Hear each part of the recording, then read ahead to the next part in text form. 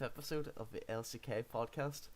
In this episode, we're going to be covering a couple of different topics: week one results, week two results, a quick progression of like a team progress comparison. We're going to look at the last split's top four performances and are meeting our expectations. Players to watch, players who are overrated, players who are underrated, and a quick look at the meta, and then followed by a quick bit of Q&A. So I'm just going to quickly introduce our guests. We have SKT Slav with us. Hey, yo, what's up? Oh boy. We have Cho, Hello. and we have Ashley Kang joining us today as well. Hey guys. So we're gonna quickly start by talking about week one results. Did any of you guys find any of these results surprising, or were you all pretty happy with them? So we had like KZ versus KSV and KD we had Kongdu versus MVP. Were any of those games surprising to you?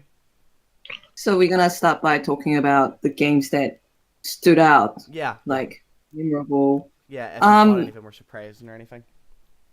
Yeah, definitely. I think week one, week two were definitely full of surprises, but the two most memorable games for me would definitely be the Gina versus SKT game.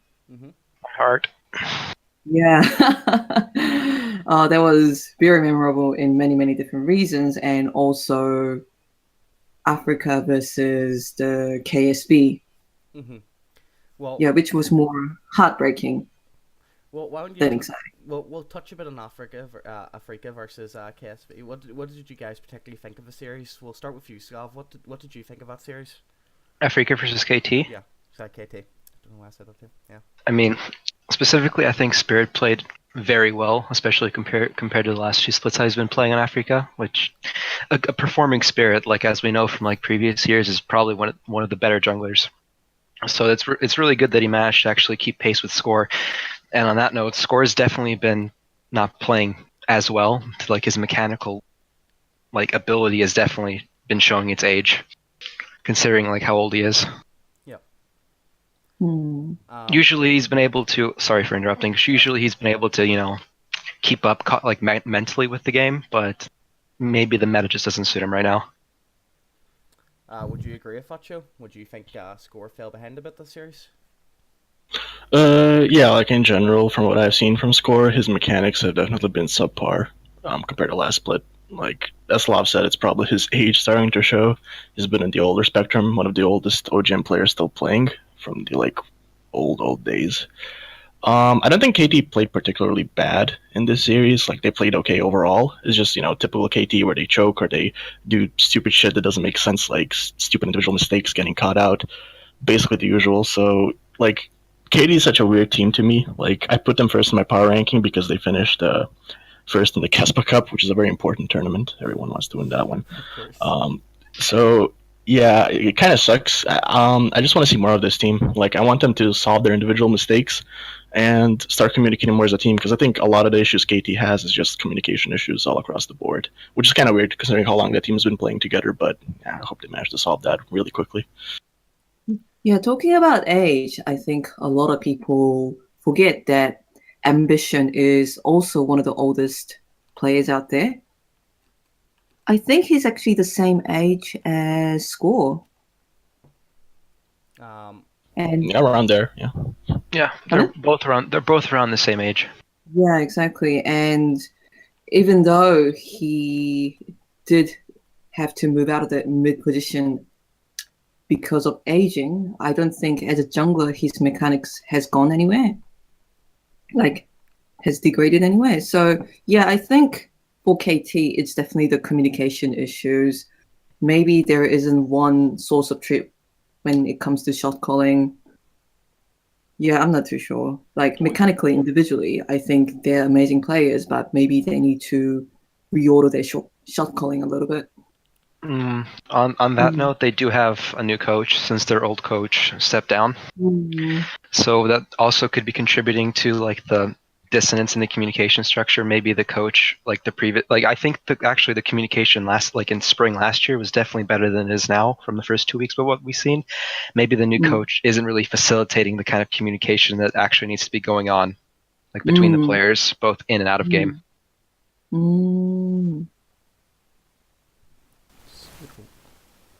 Sorry, I was just quickly adjusting the mic settings. Thank you very much, Trinity, for giving me the guide on how to fix the microphone there. It was pretty quiet, apparently. We'll talk about the other series people pointed out, which was Jannara versus SKT. What do you guys think of this series? Slav, you seem to be pretty tore about this, so we'll start with you. Just put me out of my misery, please. I mean, I don't have much to say about this series. We'll get into the whole discussion on the meta and the overabundance of wave clear in the meta and the length of the games later on in the podcast. But right now, all I have to say is that Teddy is the messiah of ADC, and he's here to save us from the positional sins of every single AD carry player. He's definitely the one to watch going forward. He's definitely one of the players to watch. He was definitely the man of the series. What about you, Cho? What would you have to say about that series?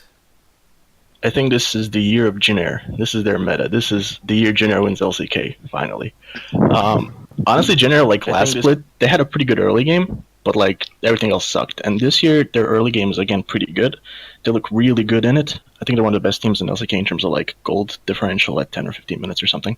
But like after that, they again fall apart. But the thing is that with the meta, this current meta, they don't need to do anything. You know, they have Teddy, they have faith in Teddy, so they just let the waves crash in slowly, and then they have Teddy carry, which is what happened versus SKT in that famous last game, which was really fucking long. So this meta suits Jin Air really well. I really want to see this team going forward. I think that them picking up Wraith was like a really good addition. He has been playing really, really good. And Umti, known as Inti, he has been kind of not doing as much of stupid shit as he did like last split, and that might be because Wraith kind of joined the team and is helping him communicate and organize his jungle pathing. So I'm really excited about Jin Air going in. Hopefully they keep their momentum going for at least a little bit longer and they make playoffs, because I think they're a really exciting team. Ashley, what did you think of this series, actually, on that note as well? Do you agree with what Chu said, bro? And Slav especially, about being the messiah? About Teddy being the messiah? Of ADC. Yeah, of ADC. Yeah, like Teddy is one of the younger players, and a lot of people disregard that. But he hasn't been showing the instability of a lot of the rookie players. He's extremely stable. He knows exactly how to position himself in order to create the maximum damage, yet not get targeted. And he is the pillar of the Jin Air Green Wings at the moment. The thing that makes them go to the late game, because they do need to sort out their early game a little bit, especially with Umti not delivering during the first 15 minutes of the game. So yeah. On that note, between Grace and Justice, which do you feel is the preferred mid laner for Jin Air from the first 2 weeks from what we've seen?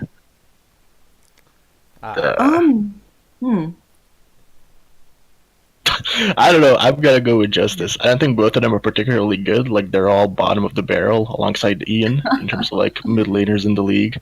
But I guess Justice, he has played a bit better. He used to be a sub for Longzhu, so I think he has impressed a bit more overall. And his solo queue performance has definitely been more consistent than Yaharong. I mean, sorry, not Yaharong.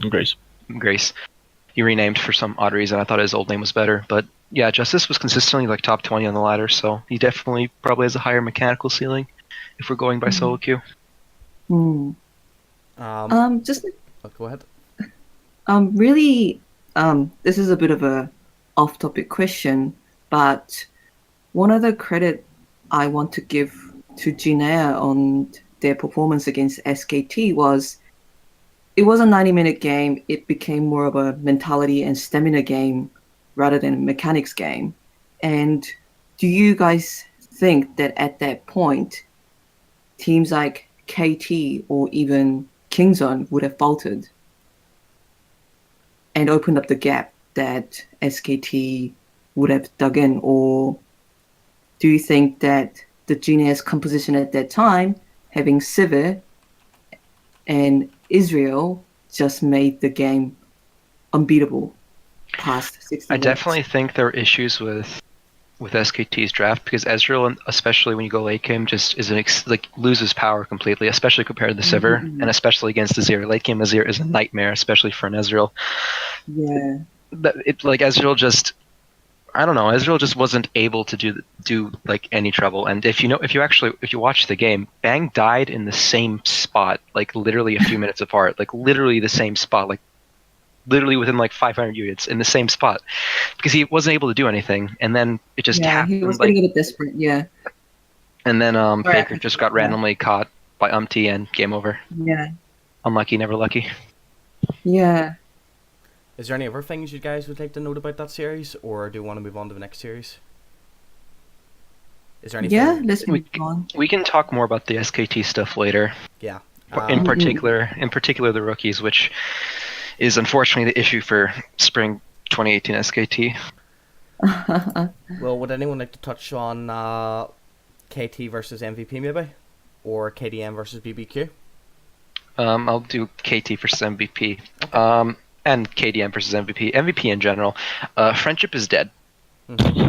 Pilot was definitely not the answer. Keeping the band together was definitely not the answer. The new single is absolutely atrocious. Like they went like 0-4, I'm pretty sure, in week 1. Yep. Let me just double check that. Yeah, that's pretty bad. I think they just relied way too much on the synergy they think they have, but it's just not getting them there. What about you, Cho? What do you think about? Do you think the band needs to be broke up? Like KT versus MVP, that set was horrible. It was like pulling teeth. Like KT won 2-0, but it really wasn't pretty. It was really bad. Same issues as I said before, communication issues and people doing stupid stuff and getting caught out. As for MVP, I expected them to do a lot better. They kept the same roster, got Pilot, which should be like, I don't know, maybe an upgrade a little bit, kind of equal. But yeah, they're just playing really bad. Their solo laners are performing below expectations. Beyond has been playing as good as he can, in my opinion. And yeah, they lost every single game they played, or every single set, and they're like 0-3 in the league. And yeah, it's not looking good for MVP. If they continue going with this thing that they're doing, they're going to be last in the league. And I thought that was going to be Kongdu, but apparently MVP is somehow worse, and I don't know what they're going to do to fix that. And on the side of Kongju, I think they've actually been performing like definitely above expectations. People would have pegged them like bottom 2, but they're definitely competing like for like between the 5th and 8th place teams, like along with BBQ and Rocks. I mean, I wouldn't count them out. They definitely play well. Yeah, I think them getting Rays kind of helped them a lot. They look a lot better than they did like last split or in spring split when they played in the LCK last year. I think their first week was quite good, and their second week has been kind of hit or miss. They had a really annoying throw versus I forgot who they played in the second week. But yeah, like Kongdo looks better. I wouldn't say like 5th place or anything like that, but definitely not 10th. Maybe like 8th or 7th if they continue to improve. What do you think about it, Aisha? What do you think about that series? Sorry, I missed that. Is it on me? Yeah. What do you think of the series overall? So we're talking about the MVP versus... Yeah, KT, and KDM versus BBQ. Well, we'll move on to that afterwards, obviously. Yeah. I pretty much agree with all the points. That's the only thing MVP had as a team, the brilliant teamwork, that sense of brothership. But I feel like even that is running out, and especially the top laner Ad, he was always one of the slightly weaker chains, and he did improve and pop out a little bit in 2017 summer, but I think he has regressed back to his original self in 2018 spring. Because even versus Kongdu Monsters, he did lose the lane against Roach, who was considered one of the bottom of the barrel in LCK top laners. Yeah, so... Sorry, you wanted to say? No. I was going to say, do you want to move on to the KDM versus BBQ series one? Just talk about it in general. Obviously, Slav, do you have any points you'd like to add on to that? I mean, it was an unfortunate series. It really could have gone either way. But I don't know. The only thing I've written for that series, because I only watched one game, was because I had to leave early. Was honestly, I'm happy that KDM, for what it's worth, is exceeding expectations. Like, no one would have guessed, KDM's gonna perform better than SKT, right? Because they're sixth right now at 4-4 compared to 4-7. Mm-hmm. I mean, that's definitely worthy of praise. Yep, it is. Yeah. Chu, do you have I anything think, you'd like to say? Oh, sorry. Actually, go ahead. yeah. I just wanted to add that Kongdu Monsters taking in Wraith was a bit of a question mark in the preseason because we haven't seen Wraith perform for a while, and he was known for their playmaking abilities, but we haven't seen that in live matches. So there was a big if on top of it, but I do think Kongdu Monster taking in Wraith has been one of the reasons that the team has been popping out because his Wraith playmaking in the first 15 minutes of the game, I think definitely has contributed to the team performing so well. Yeah. Okay. Well, we'll move on to week 2 here then. Where our first series of the week was Afrika versus Kingzone, which was, well, Afrika hype train seemed to have got a bit derailed afterwards. What did you guys think of it? Because they ran into the wall known as Khan, who's back in the saddle. Congratulations. That's another thing. I actually, like, very quickly going back to week 1. That series definitely would have gone different if Rascal wasn't playing. If the 4 Chinese team, like, Khan names aside, I definitely believe that if Khan was playing instead, then Khan would have been a better match for QV, especially like then compared to Rascal. But yeah, Spirit also had a definitely high difference in performance, high differentiation, but performance from the KT series to this series, which apparently he's the lead shot caller, so that's definitely not what needs to be happening. Yeah, I would agree with that actually, honestly. Like, well, would you agree with that as well, Cho? Yeah, overall I would. I think that game of Freaks versus Kingzone, I think people were overhyped when it comes to Freak after them beating KT. Especially Keen. Like, people like, oh, Keen is so amazing, and then Khan picked Jason, just bashed his head in really hard. It was really like bad. Felt bad watching that matchup go. I think Kingzone have been looking better than they did in like the first week. I think the main problem with Kingzone has been Peanut not integrating as well in terms of his solo laners, in terms of Khan and B Diddy, especially B Diddy. I definitely think he needs more time when it comes to that to like integrate and start communicating better with them. I think it was in the first week when Kingzone was playing, Peanut picked Nidalee, and when you pick Nidalee, you kind of want pushing lanes and winning lanes, so you can go invade and do your thing. And when Peanut invaded like the 3rd time or something, he died, and that was because BDD either didn't rotate properly or he didn't ward for him. I don't remember what exactly the situation was, but stuff like that is kind of what's hindering Kingzone a little bit, and it's not surprising that Cuz looks a lot better than Peanut does with the team, which makes sense considering he was the starting jungler last year. So I think with time, Kingzone can definitely be a really strong team if Peanut starts to integrate a lot more and starts communicating with his solo laners in a bigger capacity. Would you agree with that analysis, Aisha? So yeah, I pretty much agree with most of the points. Peanut may need a bit more time to integrate.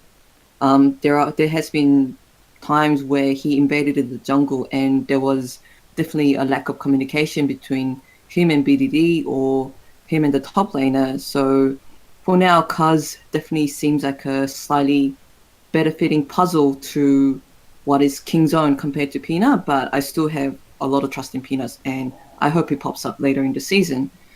Yeah, and just want to give a big appreciation to Khan because he's completely smashing this slow moving late game stopwatch meta.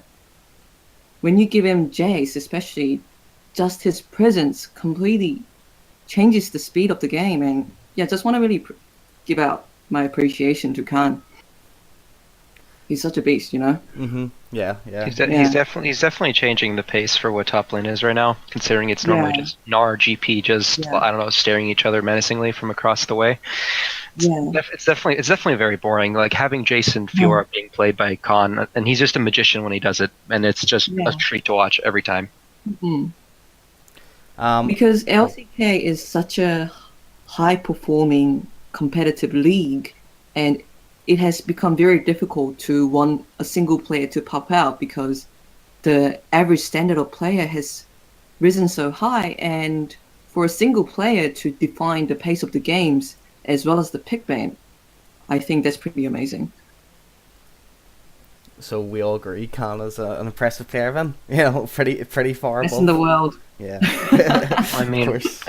when you consider his play on the champions that he's good at, then yes, Yeah. he definitely looks like he's one of the better top laners, but he's definitely not like so Smeb in the regard that he can play any champion, like being well rounded. Like we've seen Khan at his best, but we haven't seen Khan at his medium level, which is very important when measuring like top laners compared to other top laners, because if you get banned out, then what are you gonna do? I mean, you can be the best Fiora and Jace of all time. You can do magic all you want, but if those options aren't available to you, or you get hard countered in lane, we need to be able to see how he performs in those kind of situations. On the BBQ versus Rocks, was the BBQ hype train also derailed after week 1 then, or well, whatever hype that there was coming in for this roster, was that also derailed after losing to Rocks, or would you say that it was just kind of a stepping stone in the road to disappointment? Well, we'll start with you, Slav. What do you think of it? You mean the BBQ Rock series, right? Mm-hmm. Okay, so before I get into BBQ, because I definitely believe that since BBQ has two very important new pieces in Ignar and Trick, it's a team that's definitely gonna need time to develop. Yep. More so than the others, because they're both they're both players with strong voices. I mean, Trick obviously from his previous team didn't have as strong as a voice because of the communication difference, but Trick on CJ definitely tried talking even as a rookie. Mm-hmm. And Ignar, shot calling support, tries making plays. It's definitely a team that'll improve as time goes on, so I don't really blame them for losing to Rocks, because it saddens me incredibly that Kuzan played one game, because Kuzan is so incredibly talented, but Rocks just seems to play better with Lava, which even though Lava may not be as hype as an individual player, it's a team-based game in the end, right? Yeah, it's true. Chill, what do you think of it? Let's not forget that BBQ should have 2-0 this set. Yeah. Realistically. Like, that second game was just really bad. Like, it went really long. Like, I don't know what game in a row that is that went, like, really long. And then I think it was crazy that kind of went a bit too deep on an inhibitor in the bottom lane, and then Rocks just cleaned up the fight, and then game 3 BBQ tilted. So I wouldn't, like, flame BBQ that much for this loss. Is just one of those things with the meta where games go really long and you kind of lose your mental focus a little bit and you misstep and shit hits the fan. So I wouldn't hate them too much based off of this loss. I think they can definitely develop a lot more. Tempt is promising, Crazy is okay, I suppose. It just depends on how well Trick and Ignar, much like Peanut, integrate into the team. Do you think Crazy will hold back the team in that regard? Because he does seem to fall behind a bit at times in comparison to the rest of BBQ. As you said, maybe. I don't know. It's kind of hard to tell. He's kind of a random player. Sometimes he does really good. Sometimes he does really bad. He's kind of crazy in that regard. But we'll see as the split goes on. I think if Trick and Ignar integrate well, this could be a potential really scary team in the future. I was going to move on to talk about Jinnar versus MVP. But I guess, as Slav said, friendship is dead. I could pretty much sum up that series, honestly. Teddy is Messiah, 100% MVP rate. Does anyone go ahead? Do you guys? Well, Riot is making some patches, even though some people say not enough, in order to quicken the game a little bit, and stop making in the whole League of stopwatch. Do you guys see Teddy performing well, even in a completely different meta, where there's much more aggression, the pace of the game is faster? I mean, Teddy performed to the same level last year, especially when he first joined generic Green Wings. He was top 3 ADC right off the bat. That's incredible to play to such a level right out of solo queue. So I can definitely see him having the raw talent to adapt to a new meta. Maybe he won't perform as well as this current late game centric meta, but I don't see a large drop if the meta changes to a more faster game. We'll move on to the next series then. That was KT versus SKT. KT fans, I've never seen KT fans so happy in my life. SKT my fan God. so upset. Slav, you're a big SKT fan? Am I? No, well, I mean... I don't even know. Okay. The SKT fans really know anymore? I don't know. Faker just can't do it. I'm pretty sure Faker is gonna start posting on social media like Smeb's here drinking because his rookies just they don't know what they're doing. It's unfortunate. Like, I said on Discord and I did say in Reddit, but Faker really looks like a pressure cooker at the moment. Like I'm just like guessing a lot, you know. I don't know Faker personally, but he seems like a type of person who internalizes a lot of emotions and conflicts. And whenever I look at him on the cam with this stone face, I'm actually a bit worried and a bit scared, like because he looks like a pressure cooker. He's just like He's always been like that. Even when even back in season 4 when they lost regionals too. yeah. Even when they lost the regionals in season 4, he definitely like covered his eyes. He didn't really cry, but as we saw at last Worlds, he definitely bottles in those emotions until the last minute because the pressure does get to you.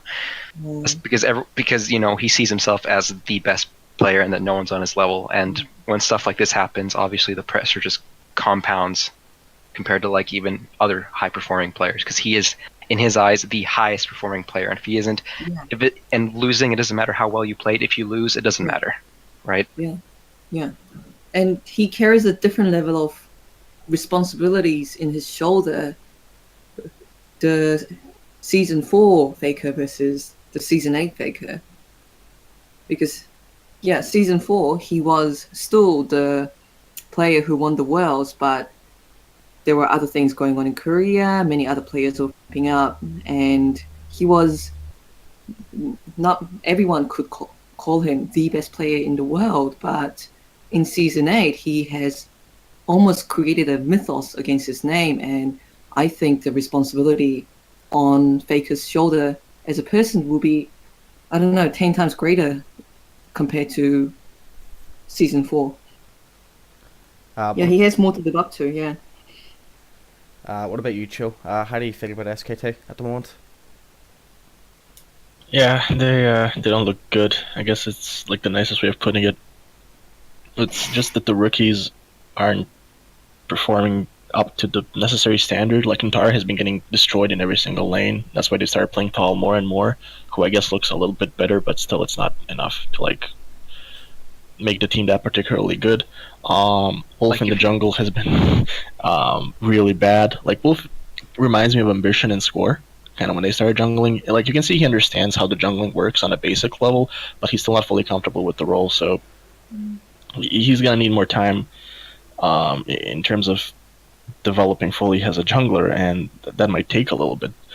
And I don't know why they put him in the jungle role. Maybe because he's a big voice on the team, and he's good at shot calling. Maybe so they think we can put in effort who's like this super talented rookie prodigy support, and we put Wolf in the jungle, and maybe we can work something out like that. But it isn't really working. His team has to waste a lot of resources on supporting him inside the jungle. It just isn't working out, and effort has been getting caught out a lot. Like a lot. Reminds me of Hachani in ULCS when he was just getting picked off in random places. Dude, classic Hachani. Walk into a bush with Thresh. Why would you use any of your abilities or a Sightstone when you can use your face? Just face check it. He goes a bit too forward in some fights or just gets picked off in random locations. I'm not sold on him yet as this talent support, but it's still very early on. He could develop. Like, I'm not going to say this SKT lineup is the worst ever, especially compared to like the original SKT lineup from like IM Cologne. PTSD intensifies.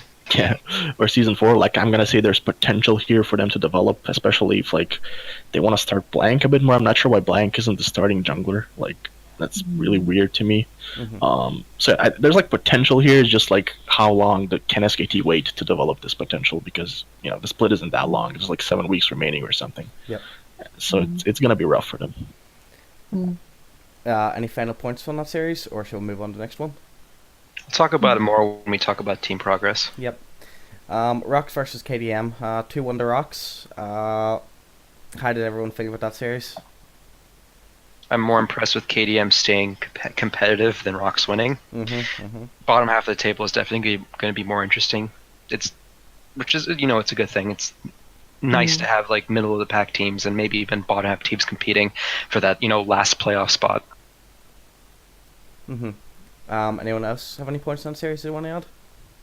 Yeah, I'm just really glad that Songhan and Linderung finally managed to pop off, even though they were heavily criticized for their performance last season.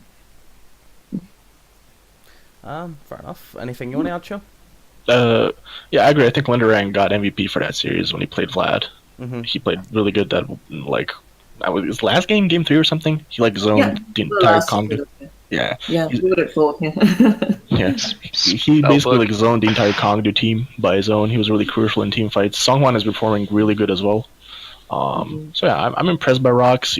I'm not fully sold on Lava yet. I still think he's a bit of a shitter, but well, we'll see. And I think Kuzan should be starting over Lava, but maybe the team kind of works with him better in scrims and in terms of communication and whatnot. But we'll see. But I'm kind of hyped for Rox in the same way as I am with Jin Air. They have a lot of potential, especially with like Sangyun and Ki in the bottom lane. I think Sangyun is quite underrated. I think he's a really solid AD carry. And KSV versus Afrika.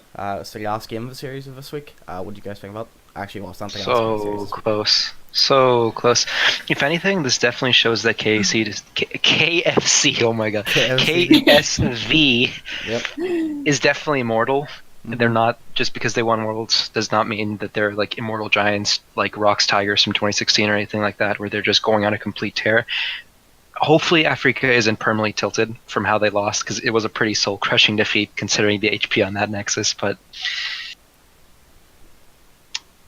especially on top of that, like the length of the games, which we'll get into more detail later, is making it really difficult for players to like stay in it mentally, because especially for rookies, if you aren't used to playing for that long, then it definitely wears on you.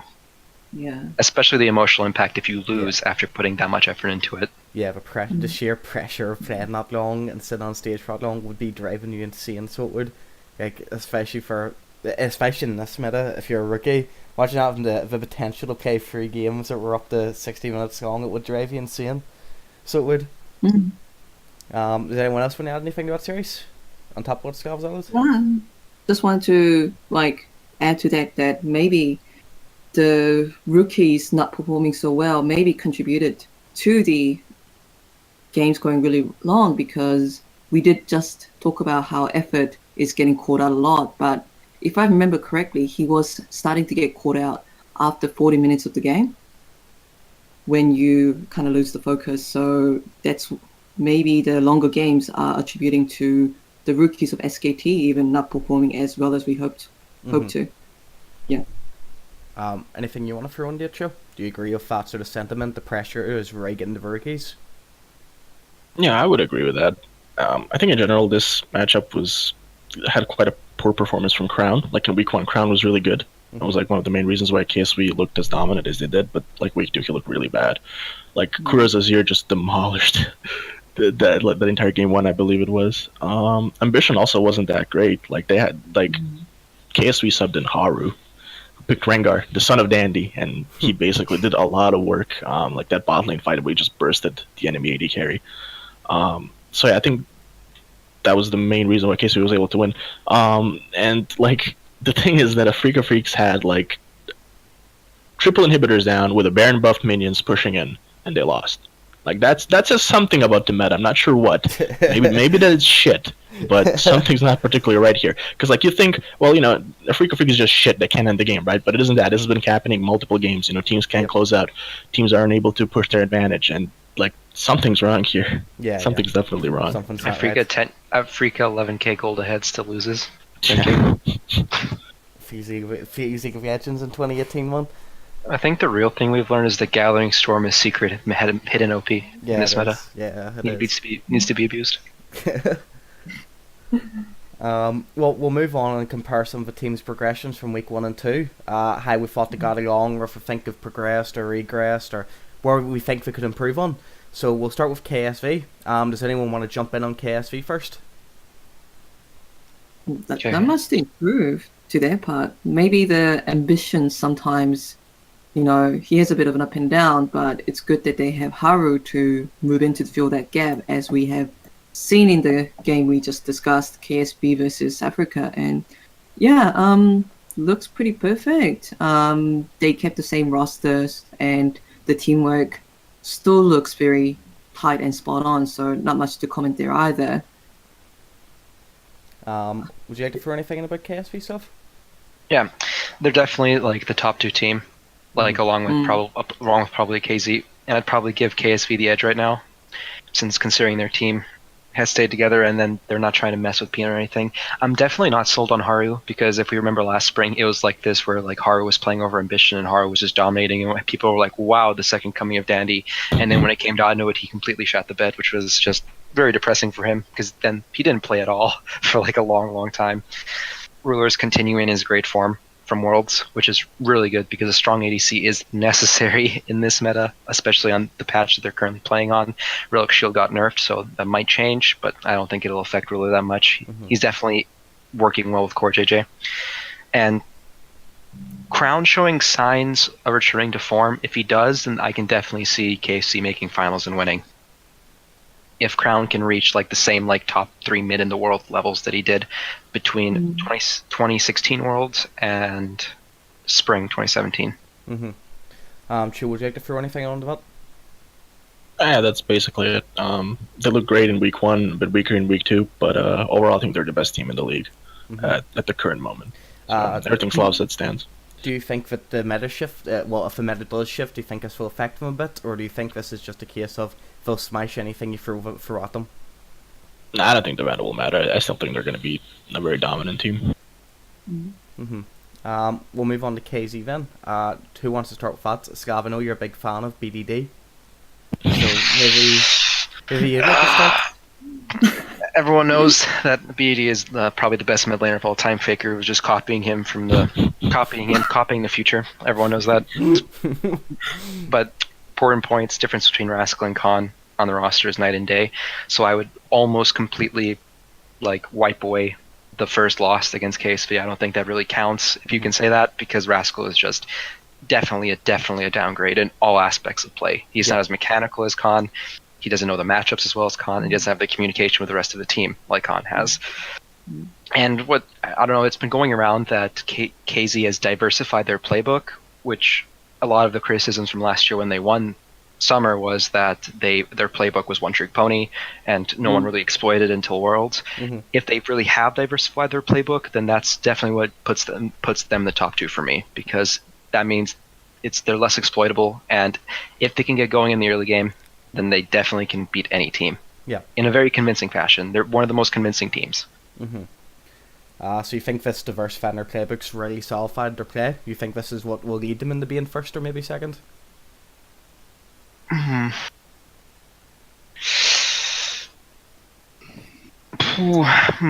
me think.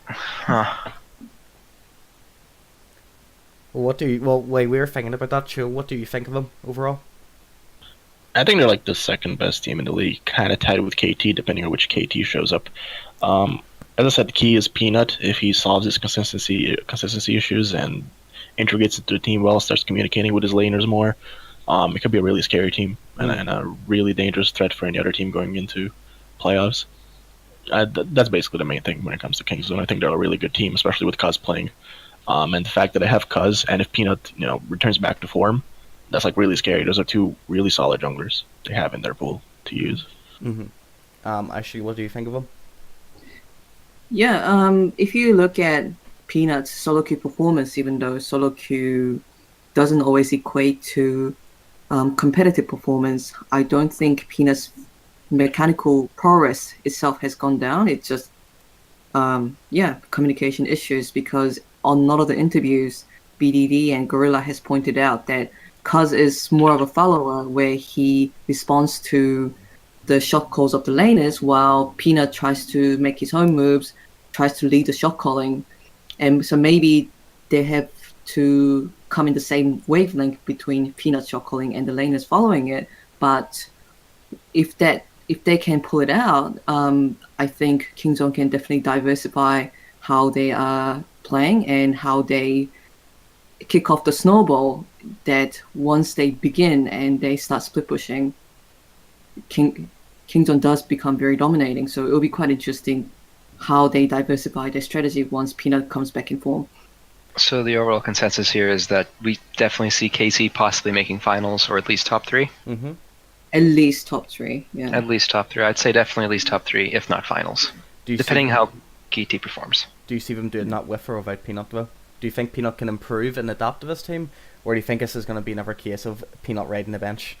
I think it's completely like unnecessary to have Peanut doing anything because I think Peanut is boosted and that Cause like trying to build Peanut up to the level of synergy that Cuz has, that's just wasted effort because Cuz is an excellent player and he definitely has more potential. He has the same amount of solo queue prowess as Peanut does.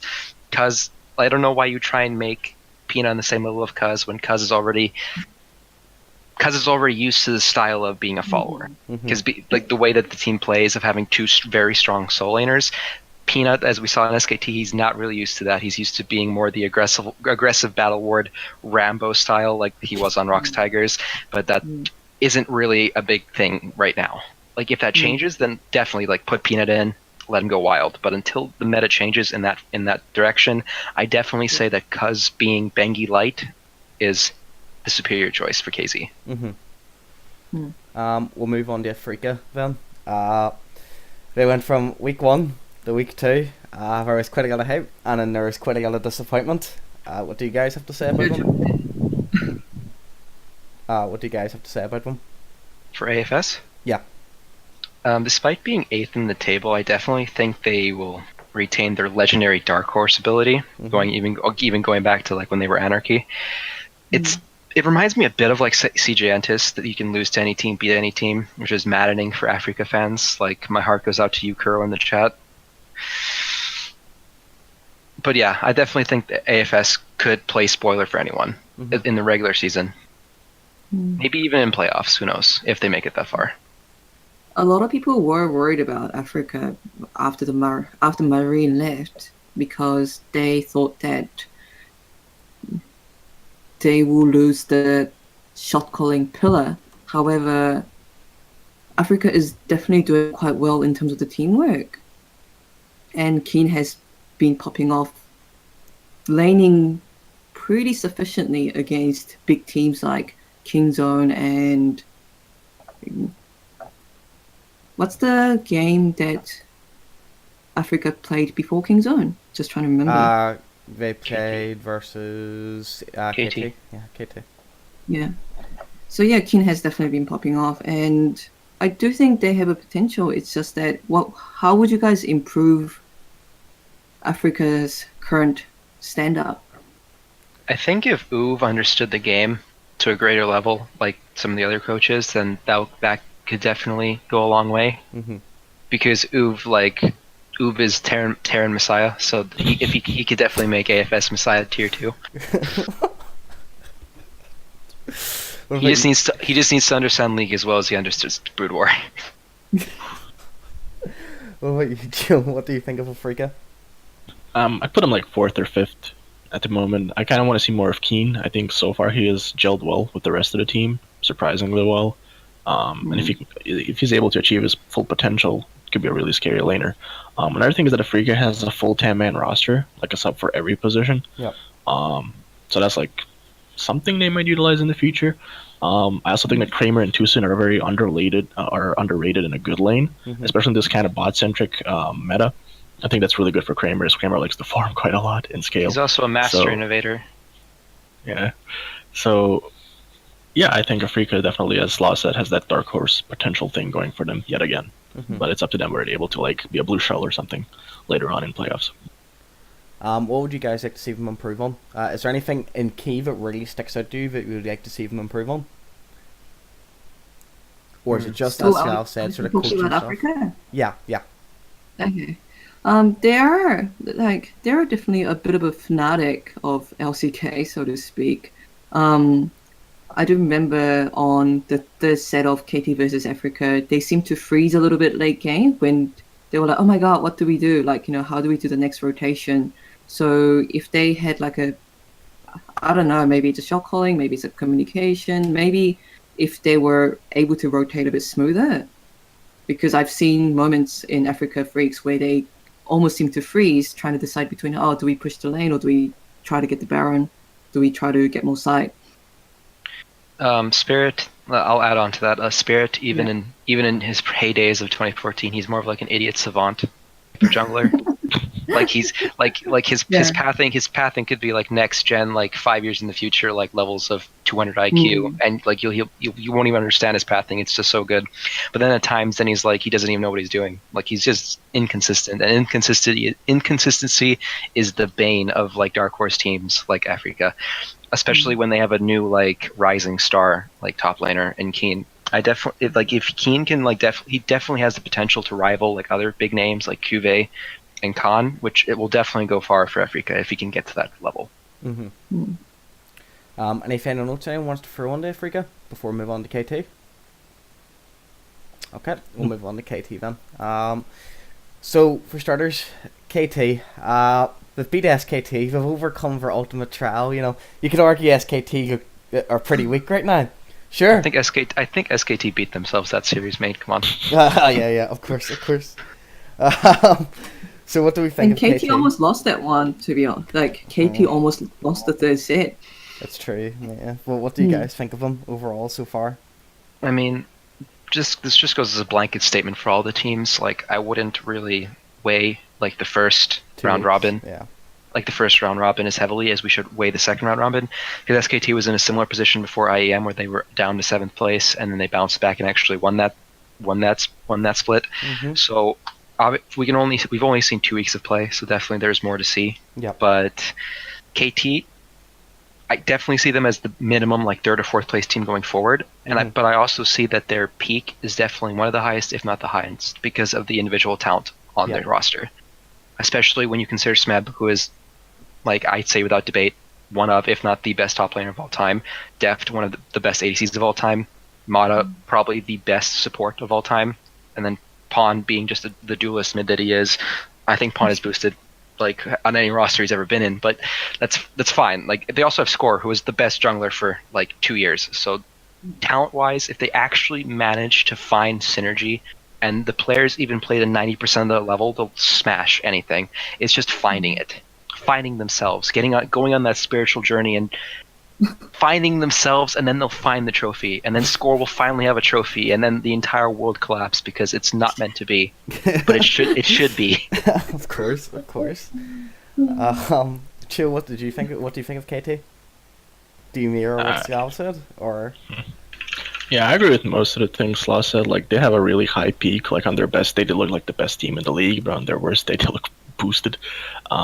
They're a coin flip team. Flip a coin. The way it lands, either they're good or they're bad. Yeah, if they're able to sort out the issues they have in terms of communication and just doing really, really silly mistakes, then, again, they can win LCK. But will they? Probably not. I expect them to choke like every single year so far in playoffs. And I don't think this time Blank will give them a free victory by diving like a clown near KT's base gates. So, yeah, I mean, optimally, they're the best team in the league, but I don't believe it. It's going to be a rough one for KT, but I do expect them to make at least a deep run in playoffs. And if everything falls into place, maybe even finals. Actually, what do you think of them? It's just, yeah, as long as KT improves on their consistency a little bit, because I agree that Smet continues to be one of the, if not the best top laner in LCK and in the world, but Smep sometimes really pops up in the top lane, just completely dominating the other laner, and then he goes into the opponent jungle, goes 4v1 and dies. And those moments is an epitome of what SKT is.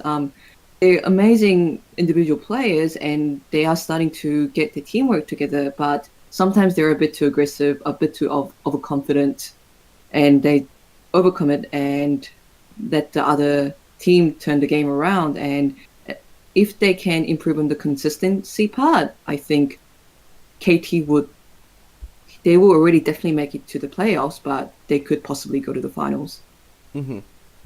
Yeah. Anyone else have any final points going about KT? Does anyone want to touch on the Mata being boosted statement? Mata Pawn being boosted statement, or do we all agree that Pawn's just a bit of an XD mid laner? I think he's Kuro light. I mean, Kuro, like, if we should have said this in AFS, but Kuro is without doubt the best econ mid laner of all time. His gold to performance ratio is the best. It's consistently been the best ever since he was on Rocks Tigers. On 2015, like people when they first tuned into Ku and they saw like Kuro, they saw that he was the weak link, and that has persisted over a period of time where they think Kuro isn't good. But Kuro is absolutely amazing. I definitely rep Kuro. I definitely support Kuro at all times. And Pawn is just a light version of that that's just not as good. He's budget Kuro. It's unfortunate, but he doesn't need to be good. He just needs to hold down the lane, which he typically loses, but that's fine because he has strong players elsewhere on the map. Okay, we'll move on to SKT then. SKT are a team with rookies, and the rookies are definitely not living up to standards or performing very well right now. And then we have some interesting role swaps with Youth going to jungle. So, who would like to start with SKT? I'll do the honor of that. Hit me up. So, okay, so recently read something saying that Prey said that SKT can bounce back anytime. So, I like everyone to take out their favorite quarter or whatever type of currency you use that's like a coin, and you flip it. If it's heads, SKT bounces back like Star Wars Episode 5. If it's tails, just FF at 20. It's done. Rookies are too heavy. Faker drinking, just bad news. Wait till summer. Wait till summer when Marin gets to sign for like $1 million because SKT buckles under the pressure of not wanting to pay him. So Smeb will have a partner in drinking soon, you know. Faker will be joining them on the bench. We'll be joining them in the bar. Like SKT has more holes than structures at the moment. The top laner, they can't seem to decide what's better, Untara and Thal, because both have their own weaknesses.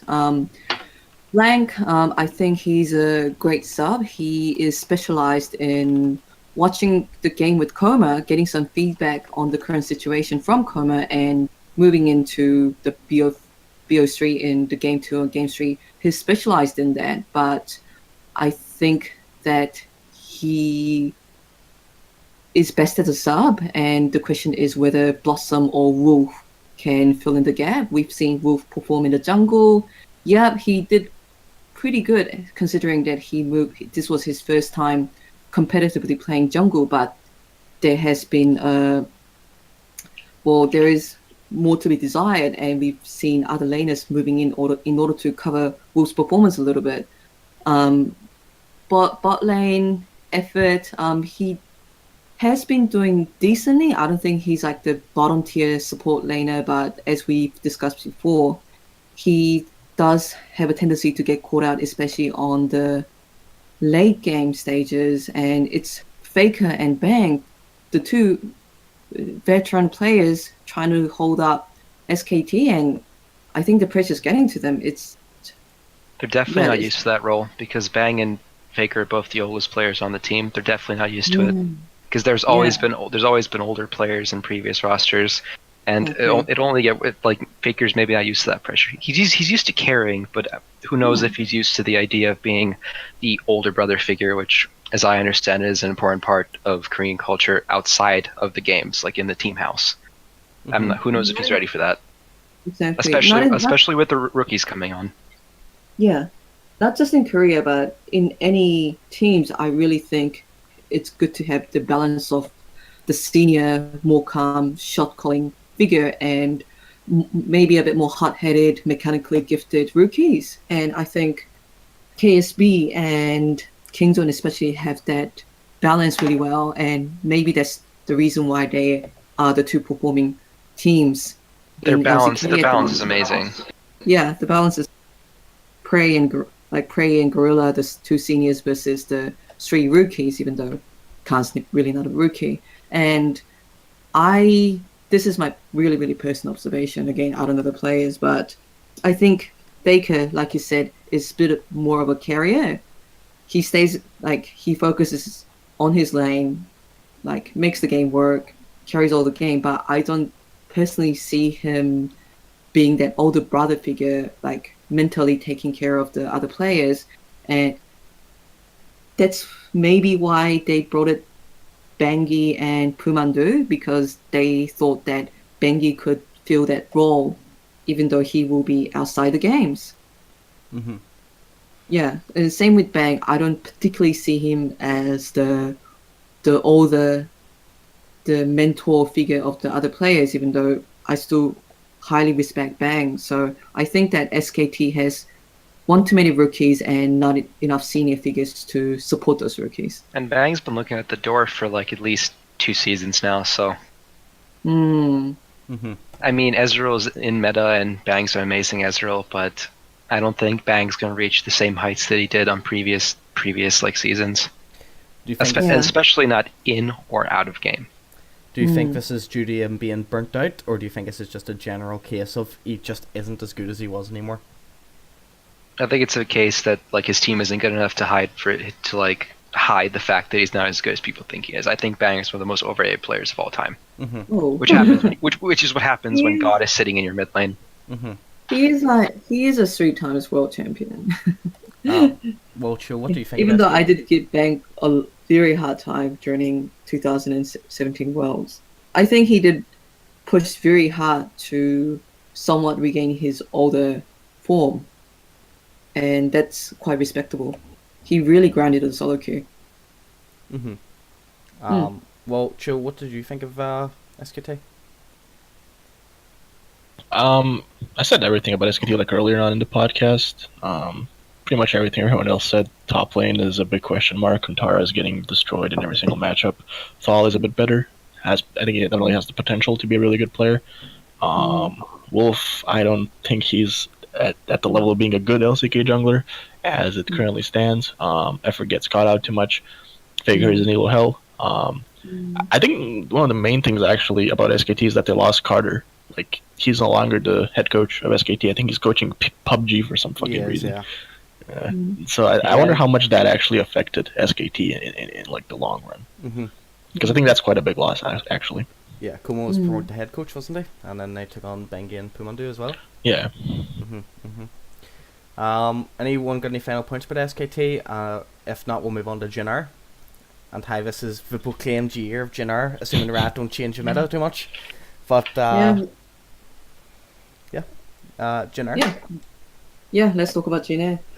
So, Teddy and the Green Wings. Teddy and the Green Wings. The ADC Messiah. Messiah. How we feeling about them? Going from week 1 to 2, they played weaker teams, so it's hard to get a good read on them. But if the meta stays consistent in the way it is, I only see them getting better, especially with their mid laners. Because in the long run, they definitely need their mid laners to be in tip-top shape. Because the top 2 teams, as they stand, BAD and Crown, are when they're firing on all cylinders, are some of the best mid laners in the world. They're clear S tier. Well, Cho, what do you think of them? What are you thinking so far of him anyway, Jinnar? Sorry, what? What are you thinking of Jinnar right now? What do you think about them? Do you think this is their time, their year, or do you think Rat will come in and do you think Virat Gulin will put them back at the bottom? As I said, this is the year of Jinnar. Jinnar wins LCK. Unstoppable team with this meta. Well, if Riot changes the meta, they're a bit screwed. But so far, yeah, it's looking pretty good for them. As I said, their early game, really good. Was a good last split. And it's still good this split. They fall apart a bit in the mid game, but it doesn't really matter. Just let the waves push in. Let Teddy carry in the late game.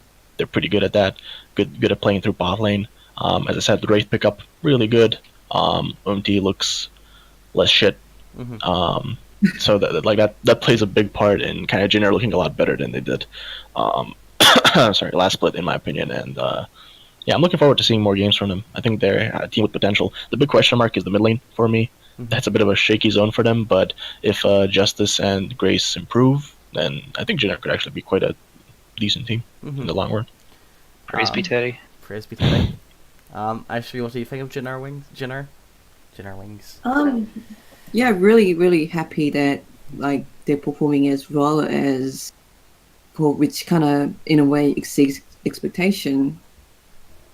I'm really glad that Wraith is, because isn't Wraith a new member of Jinnar Green Wings? Like, love how he has integrated into the team, and like he has a really great synergy with Teddy already. Having some amazing playmaking moments. Umti used to be the symbol of inting. We used to call him Umti Imti, but even though he still has that inconsistency issues, he managed to like really pop out, and that was shown in the SKT versus Guinea game where him marking Faker, stopping Faker from backdooring and pulling the whole X-Packer and catching Faker out of the blue when he was trying to recall, won the game for Guinea ultimately. Mm-hmm. So really impressed with T2. Again, like everyone else said, the two mid laners are a bit of a question mark at the moment, but if they already have this amazing team synergy, I think they'll only get better because, yeah, Guinea is known for those long games and winning games after 60 minutes, but if you turn it the other way around, if they don't have that kind of teamwork and don't have the mentality to back it up, Mm-hmm. they would falter and lose after 60-minute mark. So they already have the mentality, and it will only get better from here. Okay. Yeah. Rocks. What do we guys expect from Rocks this year? Play Lava for Team Synergy. Oh, sorry, you can go. No, just like really wanted to see more of Kuzan. I expected him to fly out and kind of, well, expecting to see more of him. But you were saying? Play Lava for Team Synergy and hope you can make it. They're definitely fighting for the last playoff spot. Mm. Mm-hmm. But they have stiff competition coming from Kongdu and Janair and possibly BBQ Olivers and also Africa. I mean, basically every team that is an SKT and MVP right now is definitely fighting for the last few spots. Mm. Anyone else have anything to add to Rocks? Because Rave, we're obviously fighting for playoff spot, but do you think it can improve over splits? Do you think the roster has potential? They have solid A-tier players at all positions. Yeah, which always good. And if they can find the synergy, you can make A-tier players work against S-tier players.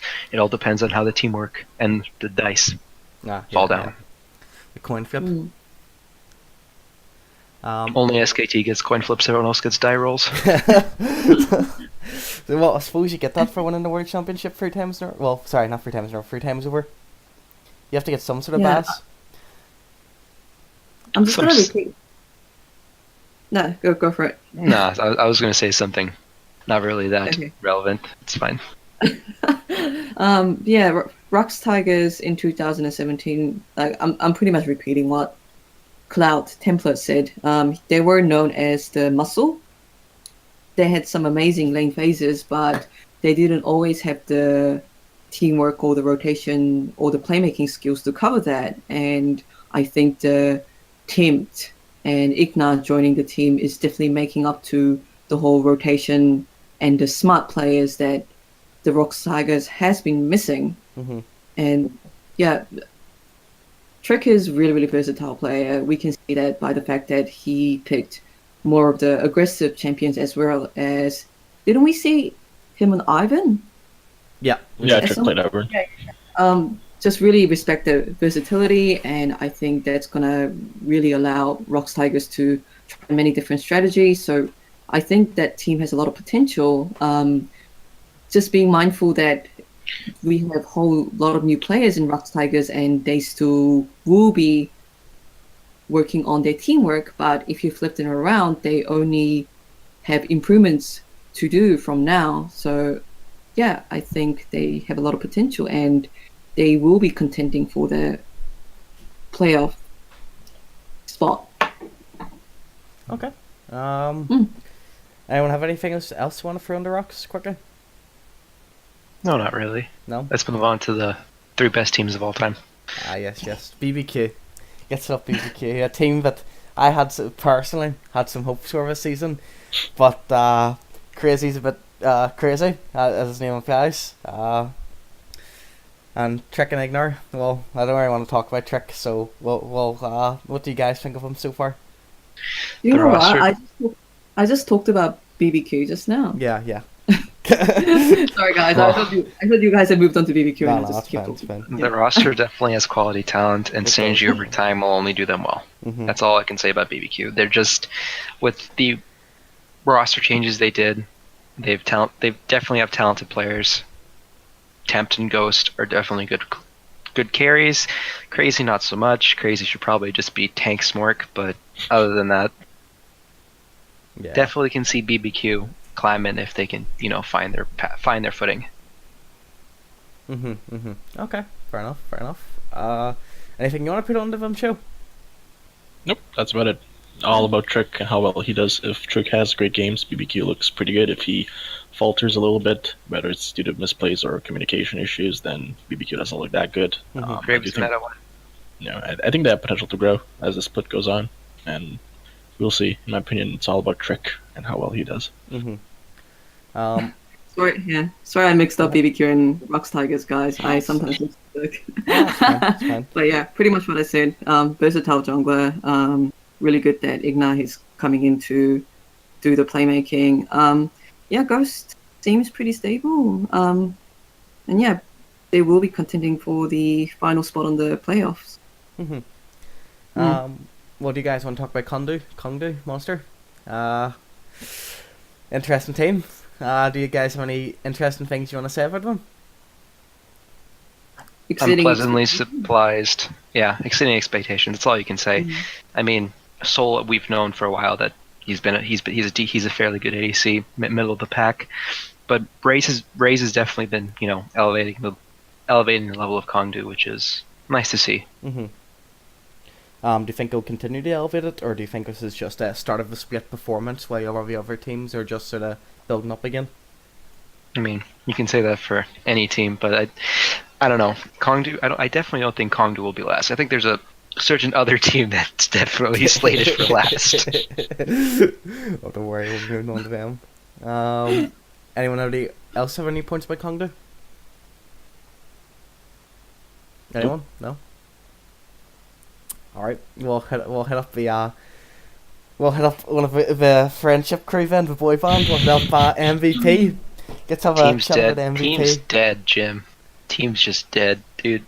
They just keep, from week 1 to week 2, it just got worse somehow. I don't know how it did, but it did. They went from like a solid 1 out of 10 to 0.5 out of 10. It was so sad. Ian is just irredeemably shit, and Maha too is just irredeemably shit. I don't understand. Beyond should have just left for greener pastures a long time ago.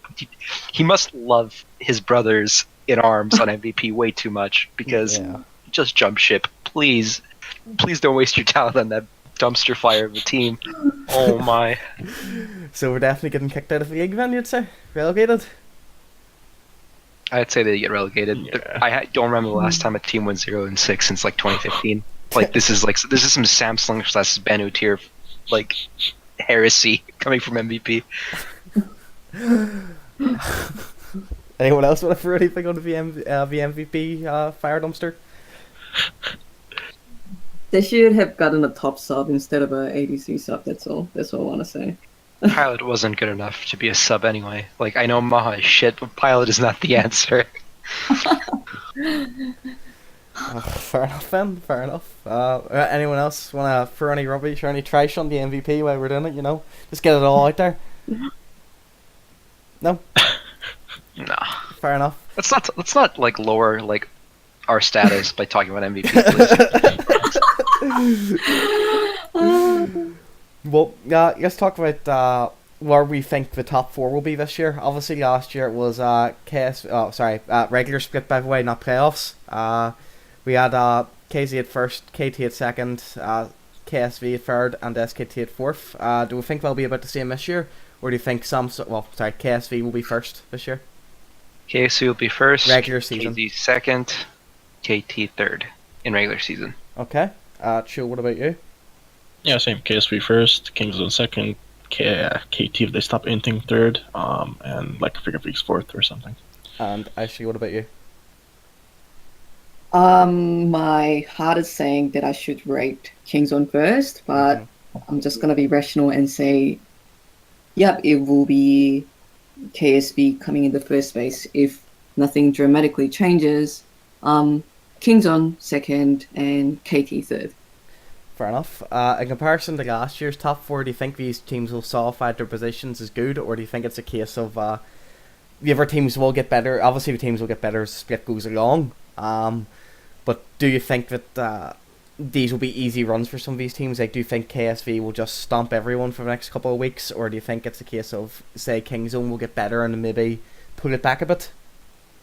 KSV is a famously meta-dependent team. Mm-hmm. I mean, going back to the time when they're like on Samsung, like, I mean, we've seen it before. They've never won a playoffs game.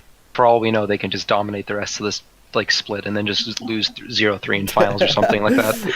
I mean, you never know. Yeah, it's true. It's true. KSV is not like the epitome of consistency. They've never have been. Mm-hmm. Like Kingzone has already gotten much better from the first game they had to the second and third game that they showed, and I personally do think they'll continue to get better. And you just mentioned that KSB is a meta-dependent team, and I do believe that Kingzone almost has this ability to make any meta work into their favor, given that they have a extremely stable mid laner and amazingly aggressive and mechanically gifted top laner. So even if the meta changes, I think that Kingzone will continue to do well. When the teamwork improves, I think the Kingzone would continue to do even better. So yeah, they would really be giving KSV a very hard time in order to win the spring split. Okay. Chu, what about you? Any comments you want to throw in there? It's hard to say, like whether KSV will just stomp everyone. It depends on the meta. And with this meta, I don't know. Like, they could randomly lose games they should win because the game goes like 70 minutes and someone missteps and then the game's over. I do still think that they're gonna finish first in the regular season. It shouldn't be that much of an issue unless Edgar decides to troll more than he does in terms of drafting. I think they should be fine in the long run. He's just doing his 4-dimensional drafting, man. Just trust the process. Well, we'll move on a bit then. We'll move on to our player section. We're gonna talk first. Now, we'll have a choice. Do you want to start with players to watch, overrated or underrated? Underrated. Underrated? Sure. Okay. Yeah. We'll start for underrated players then. Slav, we'll start with you. Who is your underrated players for this season? I have two, Okay. and both are mid laners because, I don't know, maybe a mid laner choosing mid laners is something you'd expect. Kappa. One, I've said this earlier, but Kuro.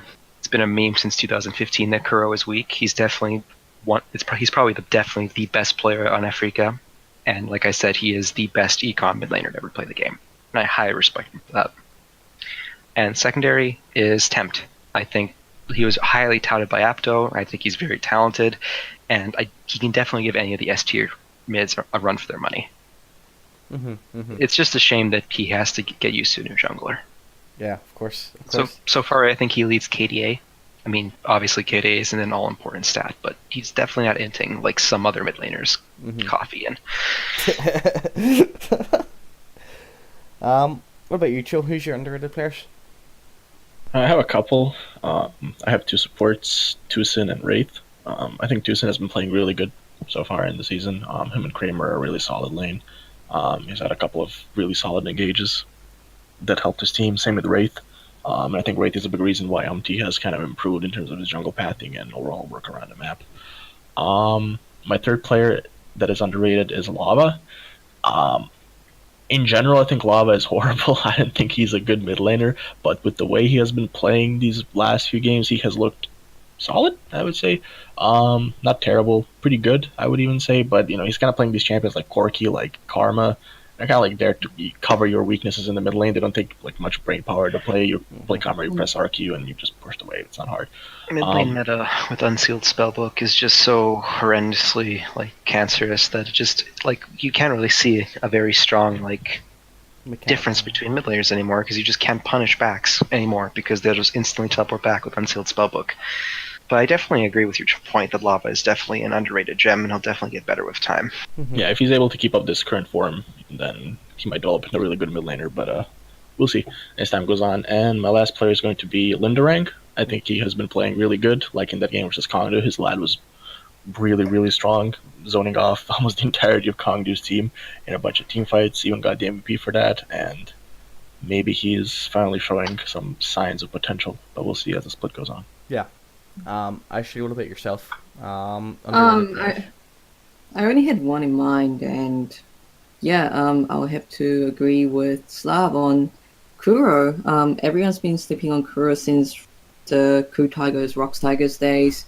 Everyone was talking about Smap, Peanut, Prey, and even Gorilla, but not many people have been talking about Kuro, and I guess that's just the nature of the mid laner where you really have to go aggressive, pop out, make all those moves that is, let's say, like Twitch clip worthy. And Kuro is more like a roamer slash protector mid lane. That's the reason that people like generally don't let the meme die that Kuro is quote unquote bad, is that he's not a flashy player. He's just just a pinpoint like team player that goes for efficiency. A lot of what he does is invisible, and it's not flashy like other mid laners. Like mid laners like Faker, for example. Obviously, we shouldn't compare him to Faker because Faker obviously is going to be like PogChamp all around. But yeah, yeah. So they're definitely underrated. Even Crown, we still talk about Crown because in his high moments, he really does pop out, and he solo kills sometimes. So even when Crown can be a bit inconsistent, people remember those moments and even put Crown as one of the top 4 mid laners. But I really think Kuro. Pardon? Did you say Crown or Kuro?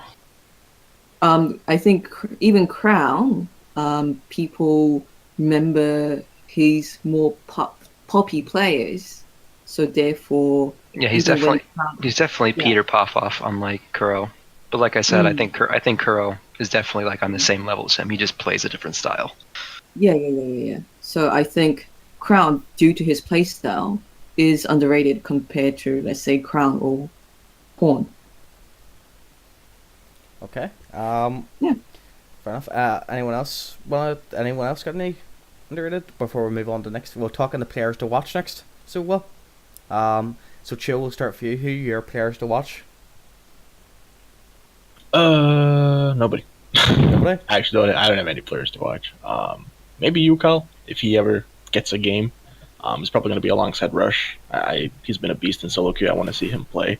But other than that, nobody really. Nothing in particular. No Church of Kim for you then? I'm gonna hold on that. I'll cash in my membership card later for the Church of Keen. King Kim. Oh, what about you, Slav? I'm gonna have to go with Khan because he is definitely one of, if not the most exciting player to watch on the Rift. The stuff he does with carries is amazing. We haven't seen stuff like that in a long time, not since like 2015. Like with Someday Duke and Marin and Smeb just doing all sorts of amazing stuff with carry top laners. I think it's very refreshing.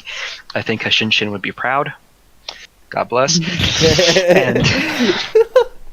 and now more important, another player is Crown himself, who has the storyline of him redeeming himself in his own eyes and in the eyes of his fans.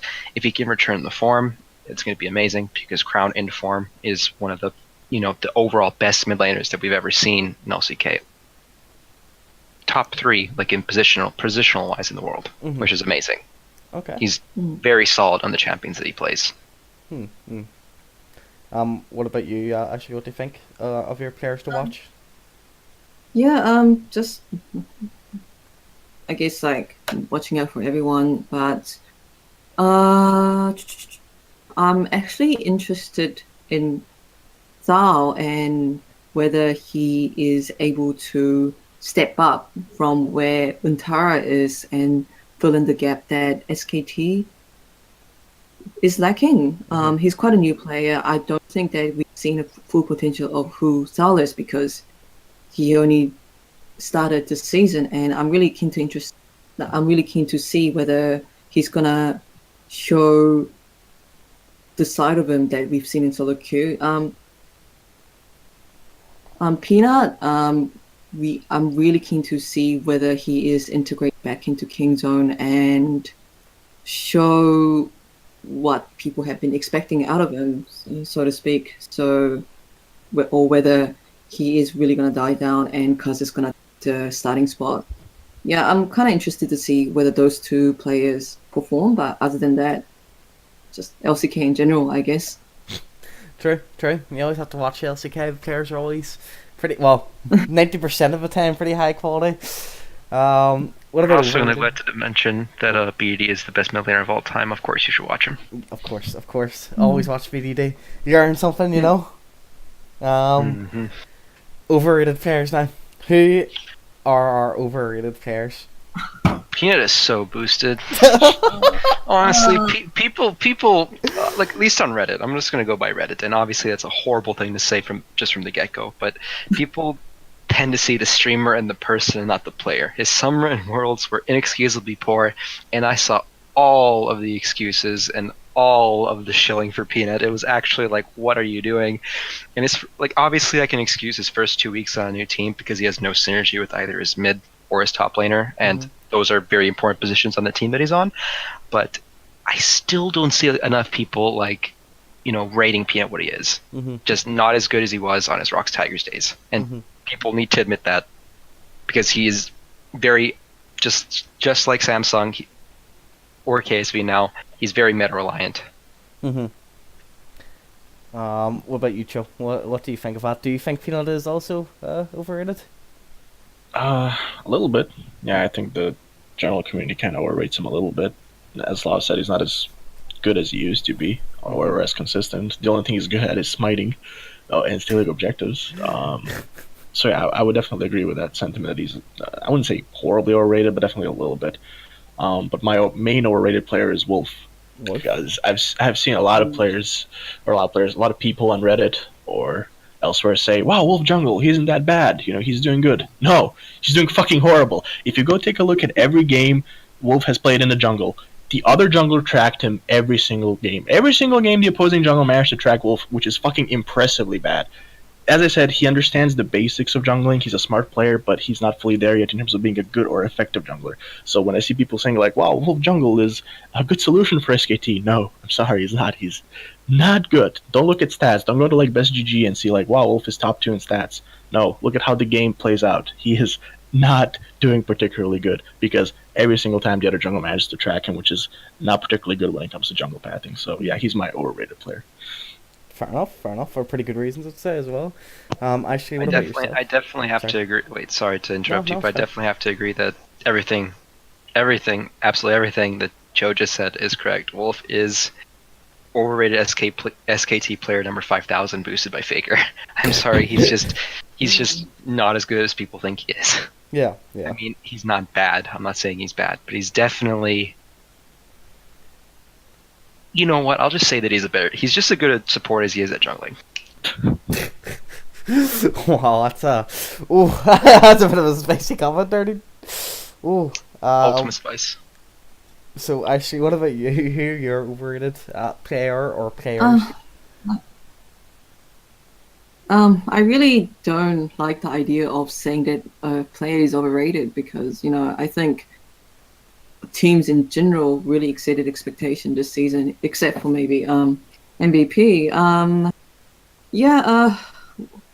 I do think that Wolf lost his heart in supporting for SKT a while back, and that was being reflected by his solo queue where he was filling in for non-support roles, and maybe putting him into a jungle is trying to refresh his interest in LoL a little bit, and it hasn't worked out so far. So hopefully it gets, and it was quite interesting to see that he didn't even come into sub or blank in the game. So I don't know what to read on it. Maybe they think that Wolf needs more preparation before he can come back into a jungle.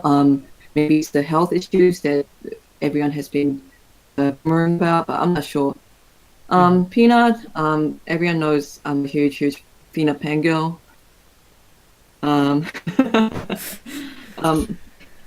Yeah, so it was a bit sad to see that, Cuz is definitely playing better as Peanut, but I haven't lost my faith in him.